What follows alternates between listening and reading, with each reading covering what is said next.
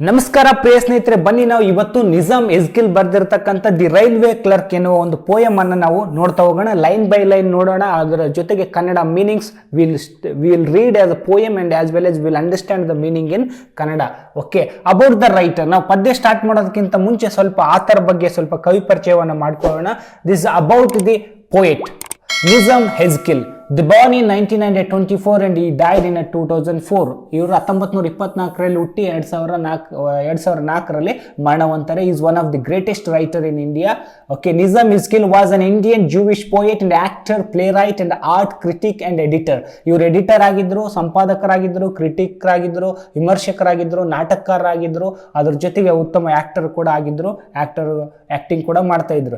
Is considered the father of the post independence and modern poetry of India. ನೋಡಿ, ಇವರು ಭಾರತದ English ಸಾಹಿತ್ಯಕ್ಕೆ especially ಪದ್ಯಗಳಿಗೆ ಸಂಬಂಧಪಟ್ಟಂಗೆ is consider the father of the post independence modern poetry. ಇವರು ಭಾರತದ ಪದ್ಯಗಳ ಪಿತಾಮಹ ಅಥವಾ ತಂದೆ ಅಂತ ಕೂಡ ಕರೆಸ್ಕೊಂಡಿದ್ದಾರೆ. The major themes of is literary work. ಇವರು ಮೇಜರ್ ಆಗಿ ಯಾವ ಸಬ್ಜೆಕ್ಟ್ ಮೇಲೆ ಪುಸ್ತಕಗಳಲ್ಲಿ ಬರೆದಿದ್ದಾರೆ ಅಂತಂದ್ರೆ ಇಂಡಿಯನ್ ಕಂಟೆಂಪರರಿ ಸೆನ್ಸ್, ಅಂದರೆ ದೈನಂದಿನ ಬದುಕಿನ ಬಗ್ಗೆ, ಆವತ್ತಿನ ಕಾಲಘಟ್ಟದಲ್ಲಿ ಇರ್ತಕ್ಕಂಥ ಸನ್ನಿವೇಶಗಳಿಗೆ ಆಧಾರವಾಗಿ ಕಥಾ ವಸ್ತುವಾಗಿ ಇಟ್ಕೊಂಡು ಬರೆದಿದ್ದಾರೆ. ಅಂಡ್ ಈ wrote about the contemporary issues and Indian contemporary sense as well as and modern and urban life. Modern ಅಂತಂದರೆ ಆಧುನಿಕ ಜೀವನ ಮತ್ತು ನಗರಗಳ ಪ್ರದೇಶದ ಜೀವನದ ವಿಧಾನ ಕೂಡ ಕುರಿತಾಗಿ ಬರೆದಿದ್ದಾರೆ. ಹ್ಯೂಮನ್ ರಿಲೇಷನ್ಶಿಪ್ಸ್, ಮಾನವ ಸಂಬಂಧಗಳ ಕುರಿತು ಕೂಡ ಬರೆದಿದ್ದಾರೆ. ಈ ವಿಚಾರಗಳ ಮೇಲೆ ಅವರು ತಮ್ಮ ಕಾವ್ಯವನ್ನ, ಸಾಹಿತ್ಯದ ಕೆಲಸವನ್ನ ಮಾಡಿದ್ದಾರೆ. ಈ wrote most of the time most of the his works we can able to be see the human relations with urban life as well as a contemporary life situations. Now we are going to study about his poem. Is one of the best poem. Okay, the name is The Railway Clerk. In this poem, he depicted how generally the clerks, most of the Indian clerks, they feel themselves ಅಂತೇಳಿ. ಒಂದು ಕೆಲವು ಜನ ಬಹಳ ಕ್ಲರ್ಕ್ಗಳು, ಗುಮಾಸ್ತರು ತಮ್ಮ ಜೀವನದಲ್ಲಿ ಹೆಂಗೆ ಅನುಭವಿಸ್ತಾರ ಅವರ ಅನುಭವವನ್ನು ಇಲ್ಲಿ ಹೇಳ್ತಾ ಹೋಗ್ತಿದೆ. The railway clerk. The poem name is the railway clerk. Okay, in very simple name. It isn't my fault. ಇದು ನನ್ನ ತಪ್ಪ ಅಂತ ಕೇಳ್ತಾ ಇರ್ತಾರೆ. ಇಸಂಟ್ ಇಟ್ ಮೈ ಫಾಲ್ಟ್, ಇದು ನನ್ನ ತಪ್ಪ. I do what I am told. ನಾನು ಏನು ಮಾಡ್ತೀನಿ, ಅವ್ರು ಏನು ಹೇಳ್ತಾರ ನಾನು ಅದನ್ನೇ ಮಾಡ್ತೀನಿ. I do what I am told. ನನಗೇನು ಹೇಳ್ತಾರೆ ಆ ಕೆಲಸವನ್ನು ನಾನು ಮಾಡ್ತೀನಿ. But still I am blamed. ಆದರೂ ಕೂಡ ನಾನು ಬಯಸ್ಕೊಳ್ತೀನಿ ಎಲ್ಲರ ಜೊತೆ. ಐ ಆಮ್ ಬ್ಲೇಮ್ಡ್ ಅಂದರೆ ಬಯಸ್ಕೊಳ್ಳೋದು. This year my leave application was twice refused. Every day there is so much work and I don't get over time. ನೋಡು, ಆಫೀಸ್ನಾಗ ತುಂಬಾ ಕೆಲಸ ಇದೆ. ಈ ವರ್ಷ ನಾನು ಅಪ್ಲಿಕೇಶನ್ ಫಸ್ಟ್ಗೆ ಏನು ಹೇಳ್ತಾನೆ, ಅಪ್ಲಿಕೇಶನ್ ಹಾಕಿದ್ದೀನಿ ಲೀವ್ಗೆ, 2 ಸತಿ ಅದು ರಿಫ್ಯೂಸ್ಡ್ ಅಂತಂದ್ರೆ ನಿರಾಕರಿಸಲ್ಪಟ್ಟಿದೆ. ಏನು ಲೀವ್ ಸ್ಯಾಂಕ್ಷನ್ ಆಗಿಲ್ಲ. ಹಾಗಾಗಿ ಮತ್ತೆ ಅದ್ರ ಜೊತೆಗೆ ಏನ್ ಹೇಳ್ತಾ ಹೋಗ್ತಾನೆ, every day there is so much work. ತುಂಬಾ ಕೆಲಸ ಐತೆ, ತುಂಬಾ ಕೆಲಸ ಐತೆ. I don't get over time. ಇಲ್ಲಿ ನನಗೆ ಒಂದು ಎಕ್ಸ್ಟ್ರಾ ಬೋನಸ್ ಏನ್ ಸಿಗ್ತಾ ಇಲ್ಲ. ನನಗೆ ಬೋನಸ್ ಏನ್ ಯಾರು ಕೊಡಲ್ಲ, ಬೋನಸ್ ಇಲ್ಲ. ಅದ್ರ ಜೊತೆಗೆ ಮುಂದೆ ಹೇಳ್ತಾ ಹೋಗ್ತಾನ, okay, my wife is always asking for money, more money. ನನ್ನ ಹೆಂಡತಿ ಯಾವಾಗ್ಲೂ ದುಡ್ಡು ತಗೊಂಡ್ ಬಾ ಅಂತ ಕೇಳ್ತಾಳ. ಎಲ್ಲಿಂದ ತರೋದು ಅಂತೇಳಿ ಹೇಳ್ತಾ ಹೋಗ್ತಾನೆ. My wife is always asking for money, more money, ದುಡ್ಡು ಅಂತ. ಮನಿ. ಓಕೆ, ವೇರ್ ಟು ಗೆಟ್, ಎಲ್ಲಿಂದ ತರೋದು, ವೇರ್ ಟು ಗೆಟ್ ಮನಿ, ಎಲ್ಲಿಂದ ತರೋದು ದುಡ್ಡು ಅಂತೇಳಿ ಅವನು ಹೇಳ್ತಾ ಹೋಗ್ತಾರೆ ಕವಿ. Means is telling the how where we get from the money, where we get, ಎಲ್ಲಿಂದ ತರೋದು ಮನಿ, ಅಷ್ಟು ದುಡ್ಡು ಅಂತ ಕೇಳ್ತಾ ಹೇಳಿದಾಳ. ಓಕೆ, ನೆಕ್ಸ್ಟ್ ಲೈನ್ ಹೋಗ್ತಾ ನೋಡ್ತಾನೆ. ಮೈ ಜಾಬ್ ಈಸ್ ಸಚ್. ನನ್ನ ಜಾಬ್ ಇರೋದೇ ಅಷ್ಟು ಚಿಕ್ಕ ಜಾಬು. ಓಕೆ, ಇರೋದೇ ಅಷ್ಟು ಸಣ್ಣ ಜಾಬು, ಅದರಲ್ಲಿ ಎಷ್ಟಾಗ್ತದೆ ಅಷ್ಟು ತರ್ತೀನಿ. My job is such. Okay, my job is such, ಆ ರೀತಿಯಾಗಿರ್ತಕ್ಕಂಥ ಚಿಕ್ಕದಾಗಿರ್ತಕ್ಕಂಥ job. No one is gives bribe.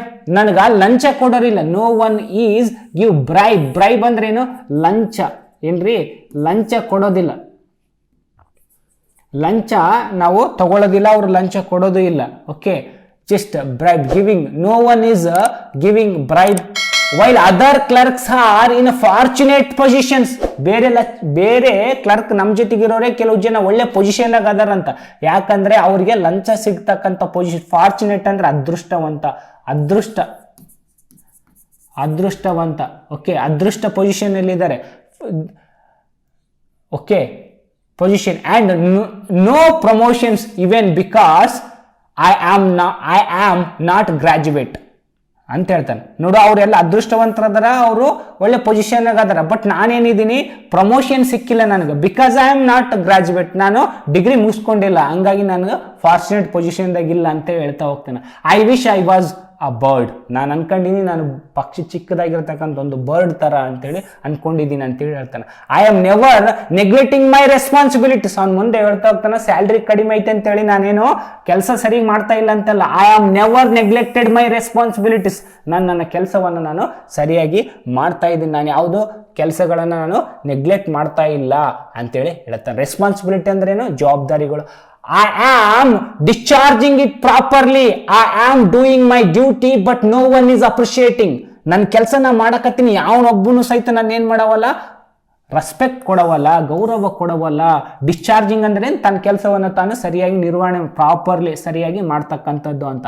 I am doing my duty but no one is appreciating. ಯಾರು ಸಹಿತ ನನ್ನ ಅಪ್ರಿಷಿಯೇಟ್ ಮಾಡೋವಲ್ರು, ಹೊಗಳವಲ್ರು, ಬಂದು ನೀನು ಚೆನ್ನಾಗಿ ಕೆಲಸ ಮಾಡ್ತಿದೀಯ ಅಂತ ಹೇಳವಲ್ರು ಅಂತೇಳಿ ಅವ್ರದ್ದೊಂದು ನೋವೈತಿ. ಎಲ್ಲರ ಜೀವನದಾಗ ಇರ್ತದೆ, ಒಳ್ಳೆ ಕೆಲಸ ಮಾಡಿದಾಗ ಯಾರು ಬಂದು ಹೇಳಿಲ್ಲ ಅಂದ್ರೆ ಒಂದ್ಸತ ಬೇಜಾರು ಅನಿಸ್ತದ ಹೋಗ್ತದೆ ಅಂತ ಹೇಳ್ತಾನೆ. Nobody I am telling you. ಯಾರು ಒಬ್ಬನು ಸಹಿತ ಬಂದು ಹೇಳವಲ್ಲ ನೀ ಕೆಲಸ ಚೆನ್ನಾಗಿ ಮಾಡಕತ್ತಿದ್ದೆ ಅಂತ, ಅದು ನನಗೂ ನೋವೈತೆ ಅಂತೇಳಿ ಹೇಳ್ತಾ ಹೋಗ್ತೇನೆ. Nobody I am telling you. ನಾನು ನಿನ್ಗೆ ಹೇಳ್ತಾ ಇದ್ದೀನಿ, ಯಾರೊಬ್ಬನು ಸಹಿತ ಬಂದು ಹೇಳವಲ್ಲ. My desk is too small. The fan is not repaired for the 2 months, 3 months. ನನ್ನ ಹತ್ರ ನಾನು ಕುಂದಿರ್ತಕ್ಕಂಥ ಜಾಗನೇ ಟೂ ಸ್ಮಾಲ್, ಭಾಳ ಸಣ್ಣ ಟೇಬಲ್ ಐತೆ. ಫ್ಯಾನ್ ಇಸ್ ನಾಟ್ ಸರಿಯಾಗಿ ಕೆಲಸ ಮಾಡ್ತಾ ಇಲ್ಲ. ರಿಪೇರ್ಡ್ 3-4 ತಿಂಗಳಿಂದ ಅದು ರಿಪೇರಿ ಮಾಡಿಲ್ಲ, ಅದು ಹಂಗೆ ಐತೆ. ಕೆಲಸನೇ ಮಾಡವಲ್ತು, ಅದು ರಿಪೇರಿ ಆಗವಲ್ತು, ಹಂಗೆ ಐತೆ, ಫ್ಯಾನೇ ತಿರುಗವಲ್ದು ಅಂತೇಳಿ ಹೇಳ್ತಾ ಹೋಗ್ತೇನೆ. I am living far off my ಬೋರ್ವಿಲ್. ಅವ್ರು ಇರ್ತಕ್ಕಂಥ ಜಾಗ ಇದು, ಅಲ್ಲಿಂದ ನಾನು ದೂರದಲ್ಲಿದ್ದೀನಿ ಅಂತ ಹೇಳ್ತಾನೆ. My childrens are neglecting studies.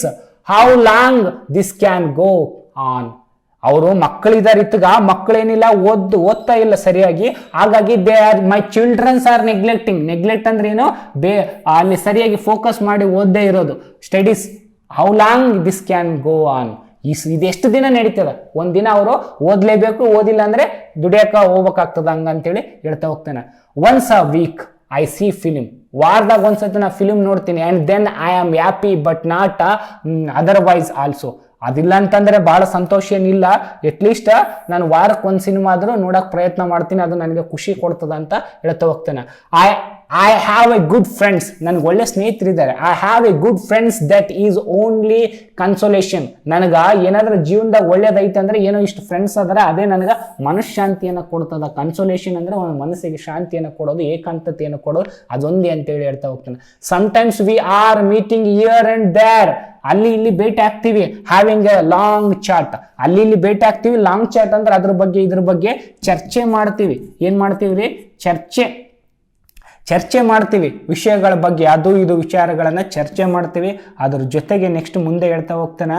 Okay, we are discussing the countries problem. ನೋಡಿ, ದೇಶದ ಬಗ್ಗೆ ಪ್ರಾಬ್ಲಮ್ಗಳ ಬಗ್ಗೆ ಡಿಸ್ಕಷನ್ ಮಾಡ್ತಾರಂತ. ಅದೇ ರಾಜಕೀಯ ಆಗಿರ್ಬೋದು, ಪಾಲಿಟಿಕ್ಸ್ ಆಗಿರ್ಬೋದು, ಸಿನಿಮಾ, ಸ್ಪೋರ್ಟ್ಸ್, ಈ ಥರದ್ವೆಲ್ಲ ನಾವು ಕಂಟ್ರಿ ಪ್ರಾಬ್ಲಮ್ಗಳನ್ನ ನಾವು ಡಿಸ್ಕಷನ್ ಮಾಡ್ತೀವಿ.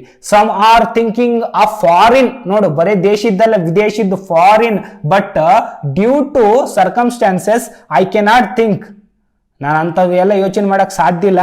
ಯಾಕಂತಂದ್ರೆ ಮೈ ವೈಫ್ಸ್ ಮದರ್, ನನ್ನ ಹೆಂಡತಿಯ ತಾಯಿ, she is confined to bed and I am only support.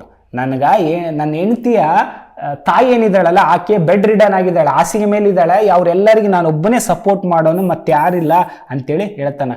ಈ ಮುಖಾಂತರವಾಗಿ ಒಬ್ಬ ಕ್ಲರ್ಕ್, ಸಾಮಾನ್ಯವಾಗಿ ಇಂಡಿಯನ್ ಕ್ಲರ್ಕು ಕೆಳ ಹಂತದಲ್ಲಿ ಒಬ್ಬ ಇರ್ತಕ್ಕಂಥ ನೌಕರ ಅವನು ಆನೆಸ್ಟಾಗಿ ಕೆಲಸ ಮಾಡ್ತಾನೆ, ಬಟ್ ಅದಕ್ಕೇನು ಸಿಗಬೇಕಾಗಿದ್ದು ರಿಕಗ್ನೈಸೇಷನ್ ಸಿಗ್ತಾ ಇಲ್ಲ, ಮತ್ತು ಅದ್ರ ಜೊತೆಗೆ ತನ್ನ ಸಂಬಂಧಗಳನ್ನು ಯಾವ ರೀತಿ ಇದ್ದಾವೆ ಅನ್ನೋದನ್ನು ಹೇಳ್ತಾ ಹೋಗ್ತೇನೆ. This is how the simply the writer wanted to expressed here that the clerk, how he feels about how he go into his deepest feelings of the ordinary clerk.